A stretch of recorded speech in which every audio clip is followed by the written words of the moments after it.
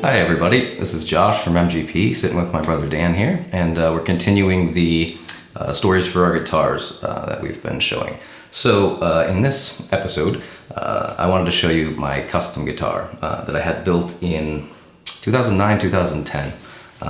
This one's going to be a little bit more technical, but it's pretty interesting. So back at that point, I had several very good guitars, some of which I've talked about on here, but I wanted something totally custom.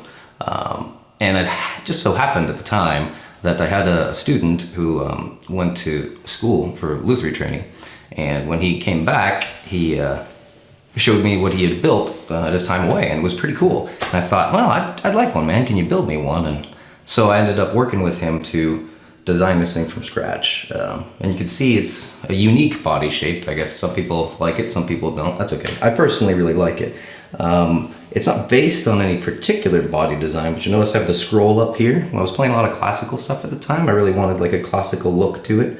You'll also notice the headstock's really short, does not have the tuning pegs, the tuners coming out there. These are stainless headless tuners there, so it keeps it nice and slim up here. It also keeps it light.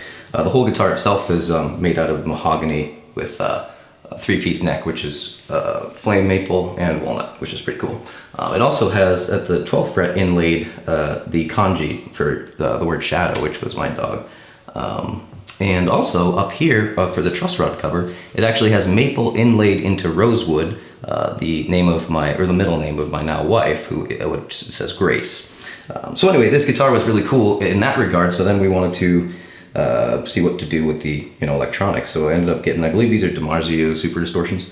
But then I ended up putting in these switches, which are coil tap switch. So you have humbucker, single coil, and then kind of that blend. And then it has that phase switch as well. So I mean, realistically, it's pretty heavily inspired by Brian May, because he's got a ton of switches and stuff on his guitar that can get him any tone he wants. And this is kind of the same way. You can mix and match pickups with any volume, any tone, any polarity that you want. So it's pretty nice.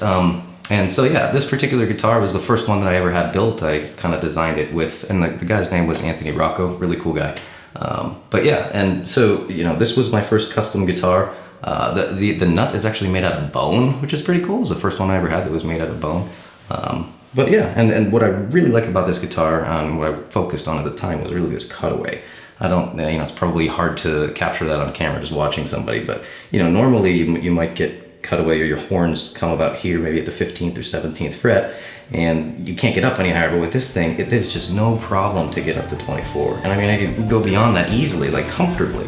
So it's really cool. And the guitar itself is balanced well, and yeah, so I've had a good time with this guitar. I've played a lot of decent amount of live shows where the kind of fixed, the set bridge and tailpiece through the body really gave me confidence. I believe actually one time I did break a string, and if that had been Floyd Rose, it would have been over, right? But luckily this thing held tune on the rest of the strings, and then I got a chance to replace it afterwards. So yeah, this thing's really cool. It doesn't really have a particular name, because again, it's really custom. But yeah, this is my custom guitar. Anybody out there have custom guitars? I don't know, either from a company or from somebody maybe who made it, maybe somebody that does lutherie. Let us know in the comments, and thanks for watching today, and we'll see you next time.